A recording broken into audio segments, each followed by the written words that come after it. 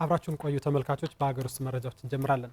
11ኛ ሳምንት የኢትዮጵያ ፕሪሚየር ሊግ ዛሬ ከሰዓት በሚደረጉ 4 ጨዋታዎች ሲጀምር የጣና ደርቢ ይጠበቃል። ቀን 10 ሰዓት ላይ በአዲስ አበባ ስታዲየም ባህር ዳር ከነማ ከፋሲል ከነማ ይጫወታሉ። በደጋፊዎች ድባብ ይደምቃል ተብሎ በሚጠበቀው ጨዋታ የጣና ሞገዶቹ የ7 ነጥቡን ልዩነቱን ለማጥበብ አጼዎቹ ደግሞ ሊጉን ለመምራት ይጫወታሉ። በሊጉ የ10 ሳምንታት ጉዞ ምንም ሽንፈት ያልገጠመው ፋሲል ከነማ አወዛጋቢው የአምበሉ ምኞት ደበበ ቅጣት ይጎዳዋል ተብሎ ይጠበቃል። ይግባኝ ላይ የሚገኙ የተጫዋቹ ቅጣት 3 ግብ ብቻ ላስተናገደው የአጼዎቹ የኋላ ክፍል ጉዳት ሲሆን 9 ግቦችን ላስቆጠረው የጣና ሞገዶቹ የአጥቂ ክፍል ደግሞ ክፍተቱን ለመጠቀም ያበረታዋል ተብሎ ይጠበቃል። በሌላ የዛሬ ተጠባቂ መርሃ ግብር በብዙ ነገር ተቀራራቢ ቁጥር ላይ የሚገኙት አርባ ምንጭ ከተማና መቀለ ሰባ እንደርታ የሚገናኙበት ጨዋታ ይጠበቃል። ሁለቱም በአመቱ ምንም ጨዋታ አላሸነፉም። ሁለቱም ከ10ኛ ሳምንት በኋላ አሰልጣኞችን አሰናብተዋል። ሁለቱም በአዲስ አሰልጣኝ ጨዋታውን ይጀምራሉ። ሁለቱም እኩል 5 ነጥብ ይዘው የደረጃ ሰንጠረዡ ግርጌ ላይ ይገኛሉ። አበባው ቡጣቆ የመጀመሪያ አሰልጣኝነት ስራውን በድል ለመጀመር፣ ባለልምዱ አሰልጣኝ ጸጋይ ኪዳነ ማርያም ደግሞ መቀሌን ወደ ተሻለ መንገድ ለመመለስ ይጫወታሉ።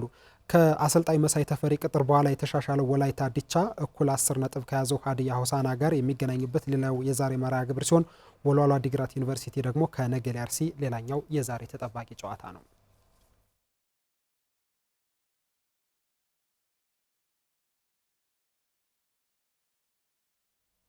የሰሜን ሸዋ ዞን የመንግስት ሰራተኞች የስፖርት ውድድር በባሶና ወረና ወረዳ አሸናፊነት ተጠናቋል። ውድድሩ ለዞኑ የስፖርት እንቅስቃሴ መነቃቃትን መፍጠሩን የዞኑ ወጣቶችና ስፖርት መምሪያ ገልጿል። ደጀኔ በቀለ ከደብረ ብርሃን ተጨማሪውን ልኮልናል።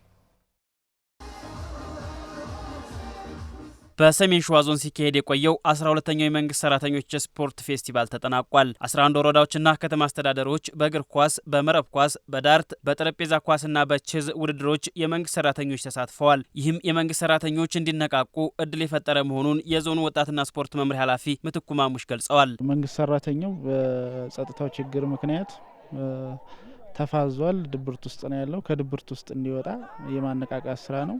ሁለተኛ የሌላውን ስፖርት ለማነቃቃት የመንግስት ሰራተኛው ሚና በጣም የጎላ ነው። ትልቅ አስተዋጽኦ አለው። ተላላፊ ካልሆኑ በሽታዎችም በተመሳሳይ ለመከላከል በእጅጉ ስለሚጠቅም ነው ይሄን ውድድር ያደረግነው። በውድድሩም ባሶና ወረና ወረዳ አጠቃላይ አሸናፊ ሆኗል። የውድድሩ ድምቀት የነበሩት የሲያ ደብርና ዋዩ ወረዳ የመንግስት ሰራተኞችም የጸባይ ዋንጫ ተሸላሚ ሆነዋል። በማጠናቀቂያ መርሃ ግብሩ የእግር ኳስ ውድድርም ሀገረ ማርያም ከሰም ወረዳ ዋንጫውን አንስቷል።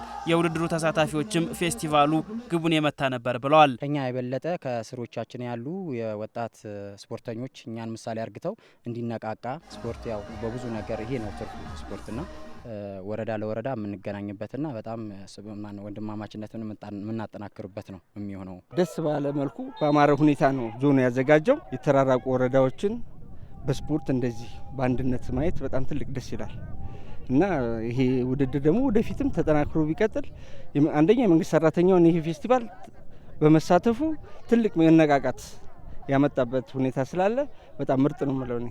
በመምሪያው የስፖርት ማህበራት እውቅናና ድጋፍ ባለሙያ በላይ ከፈለኝ እንዳሉትም በውድድሩ መልካም ጎኖች እንደነበሩ ሁሉ በቀጣይ ሊስተካከሉ የሚገባቸው ጉዳዮች ላይ ትኩረት መስጠት ይገባል ነው ያሉት። እያንዳንዱ ተቋም ወይም እያንዳንዱ መስሪያ ቤት ለዚህ ውድድር ትኩረት በመስጠት በተለይ በቀጣይ በሚደረጉ ውድድሮች ላይ ከታች አንስቶ በውድድር አልፈው ሰራተኛው ጤናውን ጠብቆ የተሻለ ሰሪ ሆኖ አምራች ሆኖ ማህበረሰቡን እንዲያገለግል ይፈልጋልና ከዛ አኳያ ሁሉም በቂ ሀብት በመመደብ ለዚህ ውድድር ትኩረት ሰጥተው መሰራት መቻል አለበት የሚል ሀሳብ አለኝ። ውድድሩ በሰላም እጦት ምክንያት ላለፉት 2 ዓመታት ተቋርጦ የነበረውን ዞናዊ የስፖርት ፌስቲቫል ወደ ጥሩ መነቃቃት የመለሰ መሆኑን አቶ ምትኩ ማሙሽ ገልጸዋል። ይሁን እንጂ ሁሉም ወረዳና ከተማ አስተዳደሮች እንዲሳተፉ በማድረግ በኩል ግን ክፍተቶች እንደነበሩ ነው የገለጹት። ክፍተቱ ምንድነው? ሁሉም ወረዳና ከተማ አስተዳደር አልተሳተፈልንም። እንዳልኩ 11 ብቻ ነው እየተሳተፈ ያለው። ብዙ ወረዳ ከተማ አስተዳደር እያነሳ ያለው የበጀት እጥረት ነው። የበጀት እጥረት ነው። በጸጥታው ችግር ምክንያት በበቂ ከማህበረሰቡ መሰብሰብ አልቻሉ። እሱ እንዳንድ ክፍተት ነው። ከዛ ውጭ ግን ጠቅላላ ሸዋ ላይ ያሉ ወረዳና ከተማ አስተዳደሮችን የመንግስት ሰራተኛውን ያነቃቃ ነው። አሁን እዚህ ያለው ውድድር ብቻ አያቆሙም።